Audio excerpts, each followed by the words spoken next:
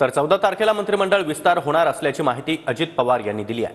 मंत्रिमंडळाचा फॉर्म्युला ठरला असून आमच्यामध्ये कोणताही तिढा नसल्याचं देवेंद्र फडणवीस यांनी म्हटलंय।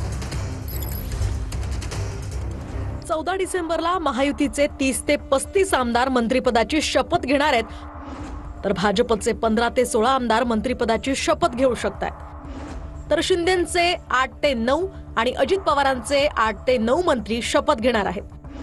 बहुतेक 14 डिसेंबरला मंत्रिमंडळाचा विस्तार होऊ शकतो अशी माहिती अजित पवारांनी दिली आहे। मंत्रिमंडळ विस्तारावर भाजपचाच वर्चस्व राहणार असल्याचं सूत्रांकडून कळतंय।